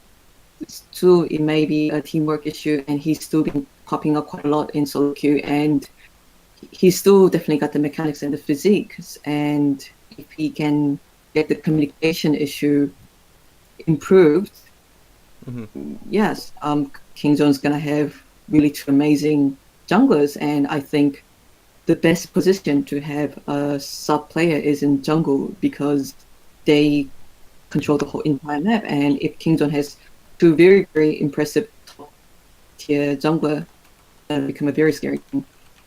Okay. Yeah. Fair enough. Right. Move on to the meta. Anyone else want to add anything onto that, or is we covered for overrated players? Okay. I think Faker's underrated. Underrated. I don't think people have given him enough credit for how much he has to deal with on his current squad. Yeah. I just feel really bad for Baker. I think Maybe it's everyone like does. I think he feels bad for himself too. I just aunt thing, all this mom thing kicking in, but whenever I see him and his stone face, I don't know, I just want to hug him. Yeah, he does seem quite broken. Like, I'm not gonna lie. I'm pretty sure if I hugged him, I'd be better at the game. So Yeah, it looks really dead inside. Oh, Yeah, I just feel really shit. the SKT coaching staff have to do for him every time after a game. You know, give him a pat in the back, a hug. You know, keep him warm, make sure he's okay. Shake head. So we'll move on to a bit about the meta right now. So the meta is obviously high skill and comps, very fucking long game times, and stopwatches. ladies, gentlemen, viewers of this stream, it's time for story time with SKT Slav Hit as he us. delves into past metas. Hit me if it's wrong. I will now tell you about the great story of the dullest team to ever compete in Champions, SKT T1S. I will now tell you their 4-part game plan, which is now how I will also explain the current meta. 1. Pick Ziggs. In this case, we substitute Ziggs for wave clear. 2. Stall for 70 minutes. 3. Get a lucky pick. 4. Win. Monte Cristo is crying over in Overwatch League right now because he knows that this is going on. And he's just getting PTSD flashbacks to SKT T1S games. And that's this entire meta, and it's why I hate watching games, is because it literally reminds me of watching Ziggs literally just press EQ on waves for literally 70 minutes, and then suddenly Faker goes B next to a bush and Umpty kills him, and then SKT loses, and I'm just like what? What is this? Why? Substitute Jigs with Azil. Can we do that? Yeah, that's this meta is pretty anti-fun spellbook as well. I mean, so I'm fine with scaling comps. They've been in the game for a long time. Yeah. They're just some champions that are scaling champions, but the amount of wave clear that goes on in like especially the 80 carry role, like with new champions like Xayah, Sivir being meta, Tristana just like can just stall games for days because her auto tech range makes her so safe, and her bloody jump is just so hard to cancel if you're not like insane player. Yeah. And we should probably move on to stopwatch. Yep. How many on average is taken per game? About 6, I think. 6, 7. Pretty much everyone has one. Basically everyone except the supports, which need like zombie ward or something along those lines. Yep. Stopwatches. What do we think about them? What are the key issues that stopwatches bring to the game, in your opinion? Okay, so I'll start with this. Stopwatch isn't as bad as a rap as it's getting on Reddit. I think that's just hive mind hate, because it's like Double Lift said, it takes skill to use, and it's definitely interesting. I think it being overused is pretty meh. Like I don't like the idea of there being no like diversity, because diversity makes things like interesting. Variety is the spice of life, and if everyone has the same stupid like stopwatch on every single champion besides supports, I think that's not really conducive to an interesting variety in like even champion picks, because some champions use it better. Cough Rise, which is getting removed, but yep, of course. That's besides the point. It only takes up like what 2.5 times 8. That's like what 20 seconds of the game. Yep. That's probably horrible math. Never mind. I don't care. Who cares, yeah. It's usually part of a big play, which is nice and spicy. Like if someone like uses stopwatch at the proper time, it's pretty exciting for the crowd. Yeah. If you like it that way. But there's also, like I said previously, the other side of the coin where it's just way too polarizing. Yeah, I hear what you mean. I understand what you're saying. Well, Its impact in games can't be understated. It's probably one of the best runes, even among Keystones. how did you feel about the Relic Shield return? With overheal and feed footwork. Does anyone want to comment on that? On the Relic Shield, Yep, Relic Shield with feed footwork and overheal. I mean, the ghost of Kramer's Pass came and gave everyone Relic Shield and because of overheal, and it was, oh my gosh. It's part of the reason why Teddy's been on a tear in this current patch is because it just makes ADC literally just free right click. There's literally no action. Like, the top lane literally could be removed from the game and then just reattached 20 minutes later, and literally no action would have happened whatsoever. Yeah. Cho, do you have any comments on the current meta? Right, well, the Relic Shield thing, it kind of makes bot lanes boring because nobody will die with, like, overheal and a lot of these shields coming in and healing. You can't really kill anyone unless you screw up really badly. Regarding Stopwatch, like, there's a video game, you may have heard of it, it's called Overwatch. And, and there's a character in it called Mercy, and her ultimate used to be, back in the old days, she would basically resurrect everyone. That was her ultimate, it took a while to charge up. Then they reworked the champion, or the hero, whatever, and they basically made her resurrect ability a regular ability. Like, so it's like a 10-second cooldown, and basically allowed you to resurrect anyone. That's what Stopwatch is. It basically nullifies any attempts at getting picks. It is really annoying. Just like in Overwatch, you kill someone, oh, Mercy pops the resurrect, and there you go. You did absolutely nothing. You achieved nothing. You wasted resources on nothing. Same with Stopwatch. You gank, nope. You get a pick, nope. Stopwatch. It's a really annoying thing to watch, and it kind of gets boring after a while to see everyone using it, and it just doesn't feel like it's a particularly fun item to watch. It's kind of like the old Zanya's ring. Who remembers that back? I remember Zanya's ring. Literally, so much fun times rushing it. I'm glad. Yeah, it's kind of like a light version of that. In terms of the general meta, I think that's like the first meta I feel that objectives don't matter. It's like I see a team get turrets, I see a team get Baron, Dragon, Elder. Oh, it doesn't matter. None of it matters because they can't fucking break the last two inhibitor or the last two turrets and kill the Nexus. Like, none of it matters. It's literally just picking wave clearing, and hoping the other team screws. Like, one of the main things that teams like to pick are scaling AD carry like Kog'Maw and like GP top lane or something else that scales, and then just out team fighting the other team. Yeah. In the late game, basically comes down who can team fight better and who has a better scaling comp, and it's just really boring. And I don't know how to fix that. You like revert the minion changes, or like remove Stopwatch, remove Spellbook. I don't know. Like, the balance team should do that or not. I don't know.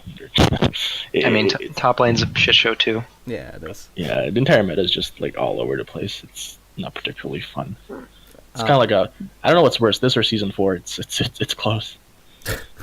Ashley, do you have any comments about the meta you'd like to throw in to the mix? Yeah, Cho and Slav did a pretty nice overview of the meta, and yeah, I don't think Stopwatch, the idea itself, is bad, and a lot of people are complaining, wow, you get an immunity after certain minutes in the game. It's like, it really isn't a fun meta. So I think any mechanics is broken in the end when more than half of the team is taking it. Stopwatch should be fine. If it's only both the mid laners or maybe one of the top laners getting it, but it has been overpowered to a point that 6 or 7 players in the team is taking it, and it means that we don't see a lot of variety in the runes. And I really approve of Riot's introduction of the runes, because you get to try so many different things, and the fact that everyone is taking Stopwatch means that they're not taking other runes, which I think that is taking away from the versatility of the game, and like take out the how experimental players can get with the game, which I think is pretty disappointing and anti-climactic. Which role needs to be diversified the most? I think to answer that, there needs to be. Well, no, I'd say it's top lane. There needs to be a Bruiser Keystone. 100%. There definitely needs to be a Bruiser Keystone. Yeah. Without a Bruiser Keystone, top will always be insanely bad. And I'm using insanely incorrectly. Normally when something's insane, it's amazing in my lingo book, but it's insanely bad. Like, oh my god. Shinshin is like washing from beyond his grave, because there's no Bruiser Keystone. Please give us Bruiser Keystone. I guarantee new champion picks will open up and competitive if you just give us a Bruiser Keystone. No one wants to see Gnar just right-clicking and kiting people, or GP just sitting on a barrel and just right-clicking and then walking away, or just Like it's awful. Or Top lane is pressing W. awful. 0 out of 10. Yeah, it's fucking annoying as shit to watch. So it is. It's like the same picks for top right now, like GP, Nar, and sometimes Camille, but like it's just fucking boring. So it is. Any other comments about the meta? If not, we'll move. Well, how would you guys like to see the meta fixed? Actually, what's one change if you were on the rat balance team, presuming you're silver or above? What would you like? What would you like to see? What's one change you would like to see? LeBlanc revert, please. LeBlanc rework. Okay. Yeah, Zed ulti reset on kill. Oh, what? That would be fucking insane. Slav just wants to see Faker play LeBlanc again. Yeah, and like basically all the great mid laners like BAD and Faker play assassins, but that will never work because wave clear is just too strong. So we can just sit here for 70 minutes, and the teams just jerk each other off as literally they just wait for someone to throw. Congratulations, you know how to play League of Legends. I'm so excited.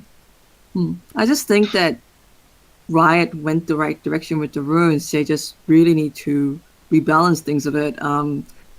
I do still like the idea of the stopwatches, balance its power, and maybe make it start in 10 minutes so it becomes a less viable pick especially for the bot laners. And maybe we see one mid laner in a game take it, and they will naturally make other players take a variety of runes, and I think that's going to open up a lot of strategies. Mm-hmm. Yeah, so going in the right direction, just need to balance it a bit better. And I also think the support items being removed in the next patch would stop the mid laners taking the Frost Queen's Claim and the laning taking the Dual Relics Shield. I don't know how that's going to impact the meta, but they'll be really interesting to see. And I think they will also help in stalling stop the games going over 60 minutes, because the point of the support item sacrifice a little bit currently in order to invest in the future. Mm-hmm. Okay. Yeah. Cho, do you have anything you'd like to add? Not really. Nope. Okay. I think it was covered pretty extensively. Okay. We'll move on then to our final section. So we'll move on to the Q&A. So we'll be taking questions from LCK Discord General and Twitch chat. Just as a note, I'd like to thank Nudie again for teaching me how to fix mic settings on OBS. Much appreciated, Cancer. Okay. So we'll be taking questions again, Twitch chat and LCK General. So type them up, I'll read them out, and people can answer them. So now we play a waiting game, you know. Of course, Rob apparently has some spicy questions for you guys, so we'll see how that goes. So we have, we started with about 15 viewers, and we have got 7 viewers. Well, we've got 12 right now, you know. That's good enough, I'd say, you know. Okay, Rob's first question. Which Western League would have a better chance of not relegating an LCK compared to MVP? So we'll start with you, Slav. Which Western team would have a better chance of not getting relegated in comparison? Velocity Esports. MVP complete dog shit. Get the fuck out of my league, What about you, Joe? What would you say? Alright, Dragonborn. Dragonborn? Like Season 3 EU LCS. Yes, holy shit. With Shushay and Yamato Cannon. Yeah, boys. Give me the Walking Zed. with my boy Bishu, the one trick Italy. What about you, Ashley? What Western team would you stick in LCK to be better than MVP? I actually don't watch enough Western games in order to answer that question. Fair enough. His next question. I'm exclusively LCK. Well, does LPL count as the Western team? LPL, we'll count them if you want them to, so... I mean... Team King. Without Name. So I think RNG is doing pretty well, even without losing time. So maybe RNG. Fair enough. Who's the worst SKT jungler? Peanut or Wolf? Peanut. Oh, Peanut straight sucks. Get off my team. Peanut had a really good season really good split at season 7 spring split. Okay. Yeah. It When can be everyone made else to work. It can be made to work. Could have been made to work. Maybe if we gave him like 5 more years and a lot of more money, he could have made it work. I just think he's a very meditative person, and also, yeah. What about you, Cho? Oh god, it's Wolf. It's like not even close. Like my 80-year-old blind grandmother would be able to track Wolf into the jungle, and she doesn't even know what League of Legends is. Like, that's how bad Wolf is. At least Peanut understands how the jungle works. Memeing outside, like obviously Peanut's an actual jungler, not some guy right-clicking minions, right? So obviously Peanut, but Like Rob. Like Rob. Spicy. And his last question: would you rather have current meta forever, 2015 Jinnar versus SKT 1S on loop, or Faker having the same drop off of skill as Mark? Oh my god, pronunciation. Mark Noon had from the best at the game to hard stuck Diamond 5.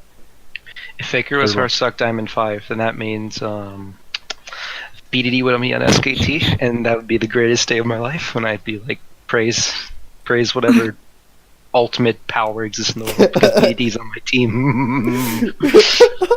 You can just hear me like rubbing my hands together. BDD on SKT, yes. Faker Diamond 5, yes.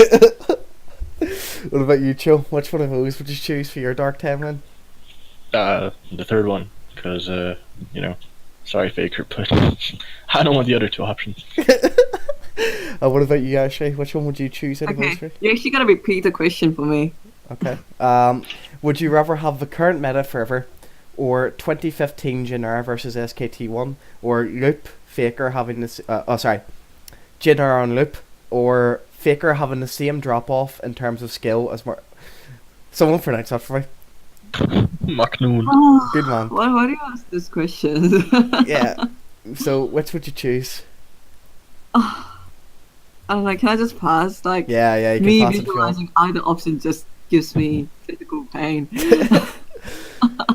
Any more questions coming on? Any Come more? on, boys, give me more questions. Yep. Yeah. Ask me about the good old days. Good old days of Oh me. no! Ask me Do about not Brood ask War. me about the good old days. Do not ask me about that. Do not. I'm pretty sure I seen the question earlier, but where was it? Oh well, nah. I actually may have refreshed Twitch chat. Any more questions? Nudie seems to be getting pretty erect over Rengar getting reworked. So I mean, I'm gonna have to go ahead with the Rengar sucks and never should have been a champion. Kha'Zix is infinitely better. GG Nori. Oh. Which current team would you want Dade on? KSV, because Crown fucking sucks, mate.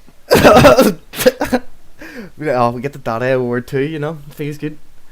But no, realistically, if I wanted Dade at some level of skill on any team, MVP. he could. Wait, actually, MVP Blue. He has carried them before. I can actually believe it. Exactly. It's the greatest time man of all. Greatest time live off. Like Ian pulls back his mask. It's freaking Dade. He just wins the game by himself.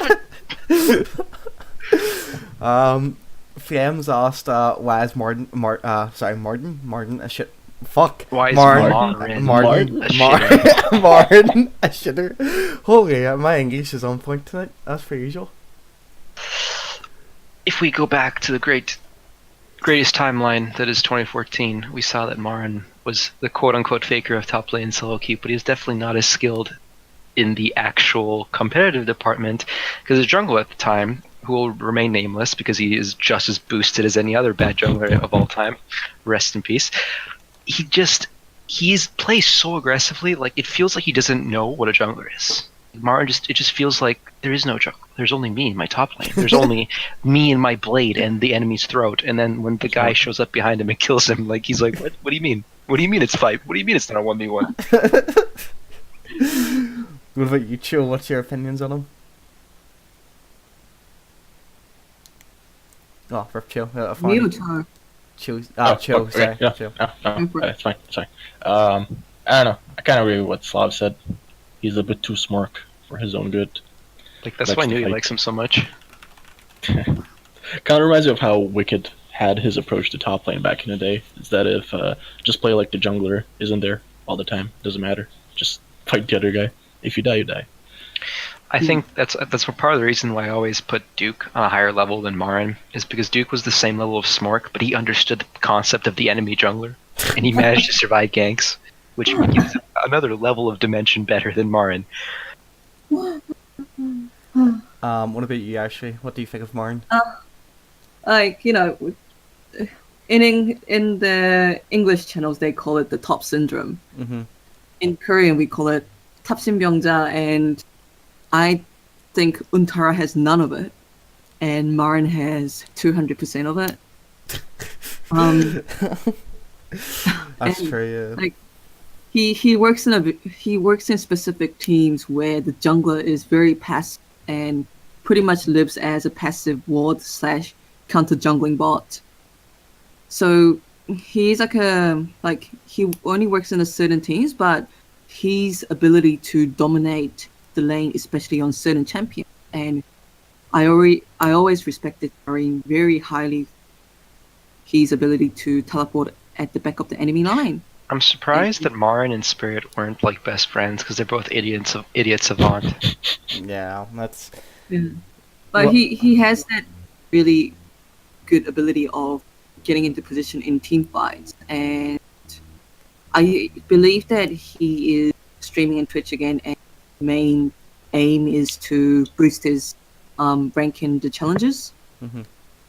And he did explicitly say that he wants to get back into the competitive scene, but this split is him boosting his challenges so he has a better chance of getting into a better team. And when he says getting into a better team, I think he means SKT. So yeah, I still like Marin. It'll be very interesting. It's a hypothesis that a lot of people enjoy to toy with. It'll be really interesting if Marin does manage to get back into SKT on the summer split. Mm-hmm. Yeah. Rob had a question, but it's vanished. I don't know where it went, but I'm going to read it anyway because I'm a moderator. Yo. Top 3 MVP leaders of the league. Not the team, the players. The team is shit. So, Okay, so so top 3 MVPs. BD just gets top 3 for everything, because it's just his MVP points just break the scale. He just gets too many MVP points. No, but if I had to choose seriously, it'd probably be BDD, Teddy, and who is a very good player? Yeah, let's go with Faker, because SKT sucks. He won't get any wins. Let's think about it. I can't think about the run off the top of my head, but I definitely say Teddy and BDD. Okay. Chill. What about you? BDD, Kuro, and Faker. Okay. Ashley, what about you? Top 3 MVPs. So top 3 MVPs. So this is not in my heart, but purely based on the MVP system that OGN and Spot TV gives. Mm-hmm. Teddy, definitely. Mm-hmm. I'll actually say Khan over BDD, not because I think that Khan is a massively better player than BDD. Both are amazing, but Khan makes those flashy plays and risky picks that earns him the MVP points, so I'll say Khan. Mm-hmm. And for the last position, I'm not sure. Yeah, maybe I'll go with Faker. Okay. Fair enough. Yeah, if SKT managed to get enough wins, yeah. Okay. Just for reference, Inks has posted the current MVP stand points, so you can take a look. As Nudie said as well, Def is going fucking ham on MVP points right now. So, yeah. Any more questions? We can answer maybe. Hang on, let me check how long it's going for. Okay, we can answer maybe 2 more, I guess, before we have to call quits. Underrated champions? If you want to do it, I'd have no problems with it. Underrated champions. Champions that could be picked but aren't being picked. Well, actually, most top laners, because GG top laner. Oh my fucking god. Oh man. Yeah, the meta is post 60-minute meta after all. So if Nasus can stack, why not? Fair enough. Yeah. Let's go with that Rumble. Rumble isn't picked enough right now. It's pretty sad. Rumble's always been a staple of the top lane, but he's just not very visible right now. Joe, do you have any? I was gonna say Skarner, but I think it was picked in EU today. Yeah, it was by Yankos, yeah. Yeah. Let's see. I mean, it wasn't a win, but he tried. He tried. Yeah. Apart from that, I got nothing. I Okay. think the meta's kind of more or less set in stone, as it is. What else do we need? We need a mid laner that's hype. What the hell happened to Syndra? Syndra's like automatically gone. Good. What is this nonsense? Good. Joe does not seem to be a fan of Syndra. He's I just wonder maxing why. Syndra player. Where's my Twisted Fate? Where's mid lane Twisted Fate every game? Fucking game sucks. Well, if that's all the questions, I think we'll call it done. Thank you very. This has been the 5th episode of the LCK podcast, and I'd like to thank my guests for joining us, Slav, Chill, and Ashley. Do you guys have any final words? Thank you for having us. Thank you for having us. BD is the best player of all time, and if anyone disagrees, you're just a hater. Okay. Well, thank you very much, guys, for joining. It's been a great episode, and we hope to see you next time. See you. Yeah. Thanks Later, for hosting. boys. No problem. See you later. Oh, boys. Boys and girls. girls. Yeah, there you go.